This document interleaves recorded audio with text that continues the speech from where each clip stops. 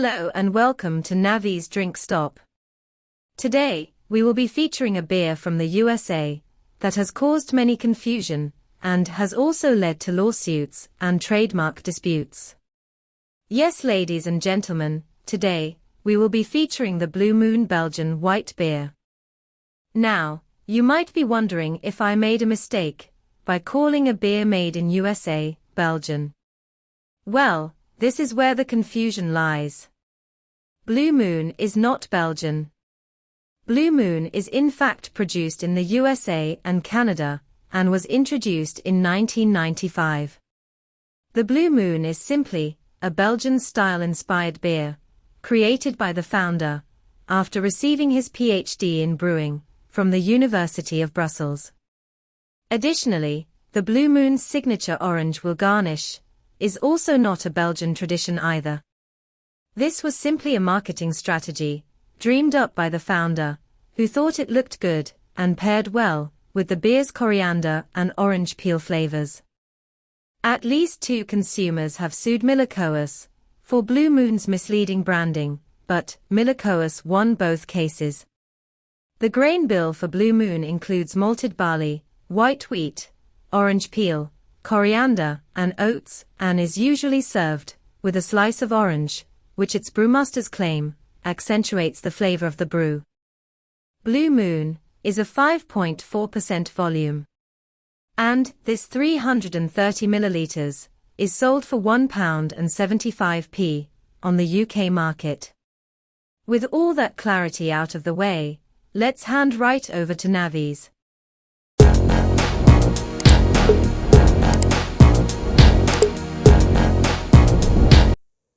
Thank you very much, Libby. Now, this beer was suggested to me by someone to try. And when they suggested it, they said it was a Belgian beer. And I am meant to use a slice of orange in it because that's what they do with the Belgian orange beer. Well, to my surprise, and I'm sure the person who suggested it will be surprised as well, it is not a Belgian beer. And this is the reason why I put information out when I try a drink, because there's loads of drink parading or being dressed up as one thing, and turns out it's something different. It kind of reminds me of Jamie Oliver, the chef, who put out the packet of cooked rice and labeled it Jamaican jerk rice. Well, we in Jamaica know that we do not jerk rice, but people who don't know that will think that jerk, synonymous with Jamaica, is actually truth. It's jerk rice from Jamaica. So it's the same thing with loads of drink. They're parading as something, but it's in fact something different. That's why I research. That's why I put the information out, so that I know and you too will know. Because if I just pick this beer up, I would think this is a Belgian beer because that's what it says on the front. And there are loads of drinks doing that. Sometimes it's not written on there, but people say it is something that is not. For example, there's loads of sparkling wines that are being called champagnes. And there are other drinks down the road that I'll be featuring as well, where the same thing is happening. And that's why information is imperative, because we need to use this information to make the right decisions. So, there we go. This is not a Belgian beer, and the Belgians do not put orange in their beers. In any case, I'm still looking forward to trying this because I've never had an orange beer. I didn't even know an orange beer existed. So I'm still looking forward to trying this, regardless of the misinformation. Anyways, I'll hand you over to Libby, who will conclude the top 10 most expensive drink for 2022. We're now down to the most expensive for 2022. So over to you, Libby. Thanks, Navis. We are now down to the most expensive drink in 2022.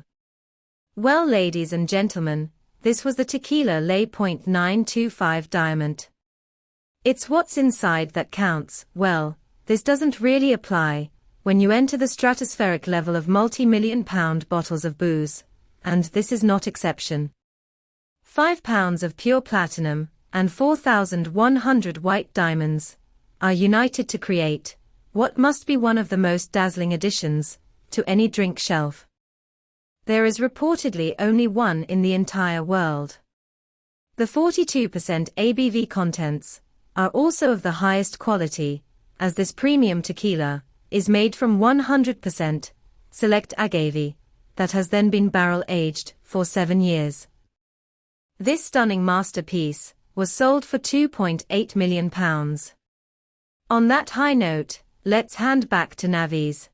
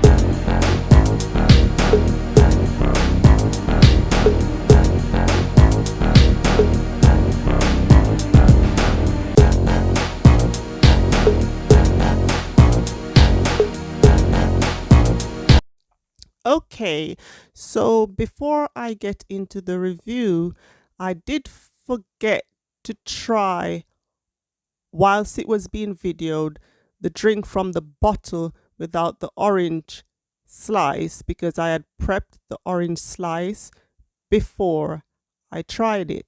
Then after I remembered, so I did try from the bottle, and when you try it on its own, you can taste that mild orange in there. But when the orange slice was added to it, it really does enhance that taste. You get this vibrant, fruity orange taste in a beer, and that is so unique. I actually love it. It's quite refreshing. It's kind of like a drink you will have on a hot summer's day. And the beer is not too strong. I think that orange slice cuts that strength of the beer, in my opinion, which does not make you get drunk easily, I think. So it's a good beer for someone who is just starting to drink a beer, or you just want to have something a bit mild on a summer's day. So yes, I'm a fan. It's more of a summery beer for me, and yes, I would try it again, and I think you should try it. It's very interesting. It's something unique, and you need to try this. So yes from me.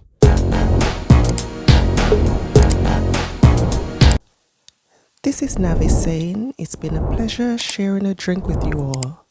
Thanks for stopping at Navis Drink Stop, and remember, drink responsibly. Until we meet again for another drink, bye bye and ta-da!